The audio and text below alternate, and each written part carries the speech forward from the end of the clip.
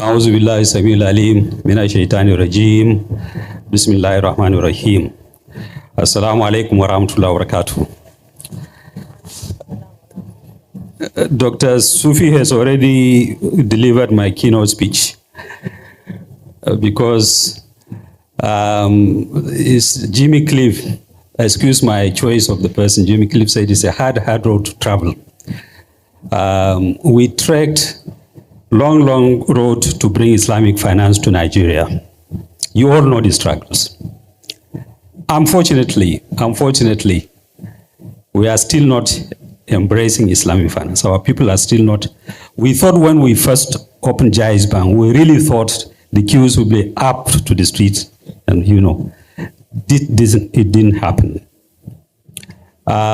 We all have our own share of the blame. We, the operators, the banks, the financial profession, Islamic financial professionals. Our people also, we have our own. The regulators, they take the least blame because whenever we, under NIFIAN or we go and make our presentations, after a lot of going in, at the end, they approved our request. So I think that's why I commend these organizers really for bringing these things together. One of the things, I think lack of awareness is very important all over the country, even among the Muslims, serious lack of awareness. So this kind of event is very crucial. So I'll just keep most of the thing. Assalamu alaikum, distinguished guests, esteemed dignitaries, scholars, business leaders and innovators. Assalamu alaikum wa rahmatullahi wa barakatuh again. It's truly an honor to stand before this august gathering at this juncture of our region's journey towards achieving ethical and sustainable economic transformation. I thank the organizers of the Arewa Islamic Finance Summit for their vision and tireless efforts in bringing us together to discuss solutions that are not just financial but also deeply rooted in our shared values and principles. Today, we gather as torchbearers of progress, united by a common goal, unlocking the immense potential of northern Nigeria through a financial system that's not only ethical, but also practical, empowering, and inclusive. Let me start with a simple yet powerful question. What if your business could achieve exponential growth while upholding the values you hold most dear? That was the question. We live in a time when many entrepreneurs are grappling with difficult decisions. Should they take the river facilities, or should they compromise their principles for the sake of profitability, or should they simply resign themselves and say there are no alternatives to financial system? But if I told you that there is another way, a way that allows you to grow your business, secure your financial future, and honor your moral and ethical beliefs, that's the promise of Islamic finance. It's not just a theoretical concept or alternative for few. It's a robust, proven system designed for you. It is being practiced in UAE, in USA, in Dublin, in Dubai, everywhere. Today, I invite you to take a journey with us, a journey that will transform how you think about financing, business growth, and the role of ethics in achieving success. Imagine a tailor in this historic and commercial city of Kano, whose dream of expanding her shop but doesn't want to take riba.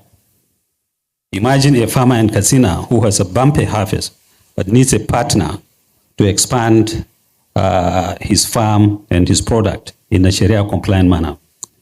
So as we delve into these principles, tools, and success stories of Islamic finance, I ask you to think not just about your current challenges, but about the future you want to create for yourself, your family, your community, and our region, northern Nigeria.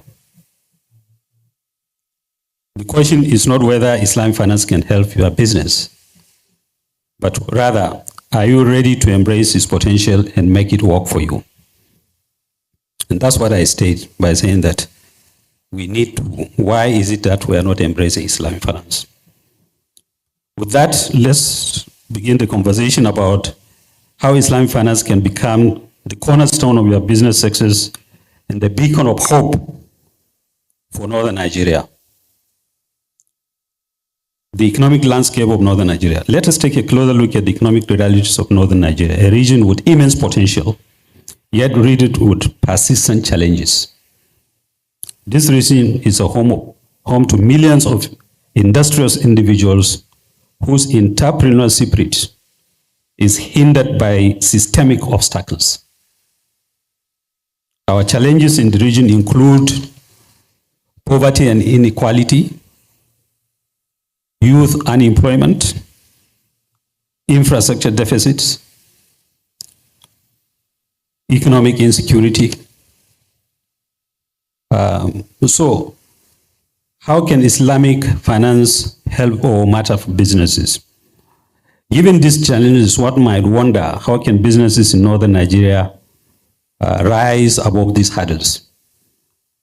The answer lies in leveraging Islamic finance to empower our people and to bring financing, cheap, affordable financing closer to our people. These are some of the solutions in our humble opinion. Addressing poverty through ethical financing. Unlike the conventional system that traps businesses in cycles of high interest debt, you know, that's what they call compounding. If for some reason you miss it, it will be compounding and compounding. Each time it compounds your problems as well. This model aligns with the, so rather than that, Islamic finance provides interest-free loans like Qarḍ Hassan. Qarḍ Hassan is a benevolent loan, you know, of course, so that our people don't abuse it. It's used, you know, in very special, in very compelling cases. Imagine a small tailor in Kano who needs 200,000 to restock fabric for her business season, especially this end of year season. Instead of turning to the high interest riba-based system, an Islamic microfinance can help her at that level as a market woman. Number two, encouraging entrepreneurship. Islamic finance profit sharing model, such as Mudaraba and Musharaka, foster partnerships where risks and rewards are shared. These principles make it easier for startups and SMEs to access funding, encouraging innovation and job creation. For example, a farmer in Katsina, again, enters a Mudaraba agreement with an Islamic bank. The bank funds his irrigation system while the farmer manages the operations. After a successful harvest, they share the profit on Mudaraba basis according to, you know, an agreed profit sharing ratio. The other way is supporting ethical investment. We focus on community welfare and ethical practices. Islamic finance promotes investments that align with social values, ensuring resources are channeled into projects that benefit the region. For instance, agricultural cooperatives, renewable energy initiatives can thrive under such frameworks. Building resilience and stability. By promoting fair, interest-free, and inclusive financial practices, Islamic finance reduces the risk of insolvency and financial instability. This stability is critical for businesses operating in a region already battling with systemic vulnerabilities. Islamic social finance, Waqf. I think Dr. Sufi mentioned about Waqf and, you know, endowment, zakat, instruments for poverty alleviation. If we can organize our Waqf and our zakat in a very structured, fair, and honest, believe me, it will go a long way in reducing poverty in northern Nigeria. Both are designed to redistribute wealth and narrow social inequality, reduce the gap between the haves and have-nots. Financial inclusion. And this is where we commend the central bank. When we started Islamic finance, one of their main things that attraction was the issue of financial inclusion. But like I always tell my other colleagues that in the process of doing financial inclusion, we shouldn't also do financial exclusion by making it only for Muslims.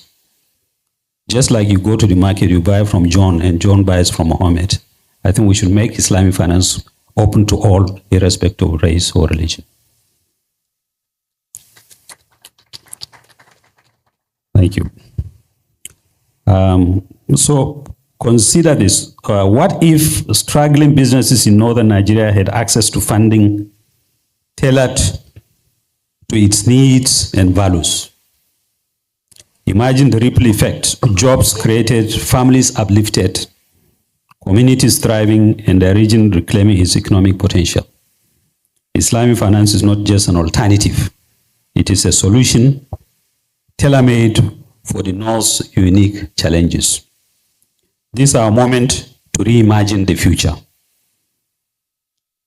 Through Islamic finance, we can turn these challenges into opportunities for growth and prosperity. The question is, are we ready to take that step?